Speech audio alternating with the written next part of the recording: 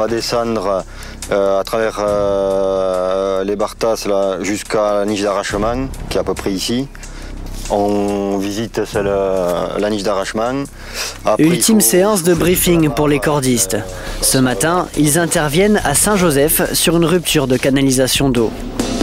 Elle est située à mi-hauteur d'une falaise de plus de 350 mètres de haut, le long de la rivière des Remparts.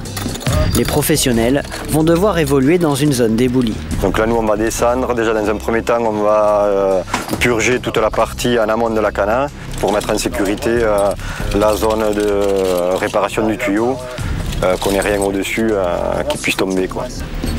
Dans le couloir, ça reste un peu quand même exposé puisqu'il y a quand même eu déjà un éboulement. On descend dans un couloir qui est quand même assez restreint.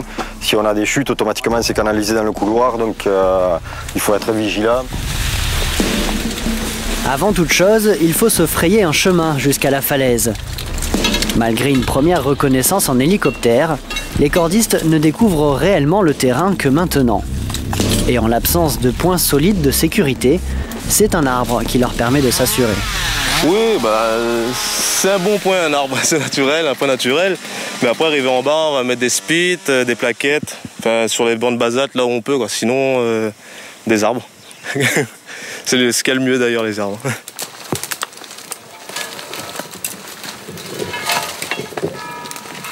Là, c'est assez compliqué, c'est un peu tout le temps pareil, hein. C'est beaucoup de végétation, effondrement, ça arrache tout ce qui est pied de bois. Donc là, on évacue toute la végète pour avoir un couloir qui est propre, pour pouvoir descendre en sécurité et avoir une visu de la tête, donc là où on est, de la tête de falaise, quoi. Là, c'est pour aller au boulot. Ouais. Au lieu de prendre la voiture, on prend des descendeurs et puis on part sur notre zone de travail. Donc là, la zone de travail est quand même assez longue, quoi. C'est sur 150 mètres, quoi. Ben travaille en falaise depuis 6 ans maintenant. Comme beaucoup de ses collègues, c'est sa passion pour l'escalade qui l'y a conduit. L'occasion d'allier l'utile au plaisir de marcher à la verticale. Je connaissais pas trop avant et puis je suis rentré comme ça dedans, j'ai passé une formation et puis à la suite de ça, je suis revenu ici pour travailler. Ouais, c'est sympa, ouais. Très sympa, ouais. Tout le temps en pleine nature, quoi. Faut aimer ça, quoi. Le travail de corde, ce n'est qu'une partie du métier. Une fois sur place, les cordistes doivent pouvoir réaliser toutes sortes de travaux. Alors, pas le choix, il faut se former sur le tas.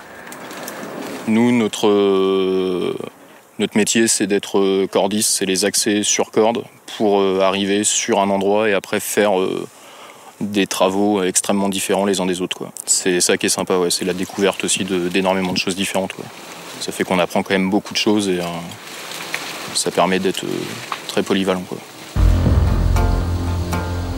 La sécurisation puis la réparation de la canalisation aura demandé 3 jours d'efforts aux cordistes. Et pas le temps de souffler, une partie de l'équipe enchaîne sur l'une des missions les plus fréquentes et aussi la plus connue. Les travaux sur la falaise du littoral, c'est un peu la vitrine de la profession. C'est l'un des rares sites où le public peut les voir à l'œuvre et les manipulations sont souvent impressionnantes.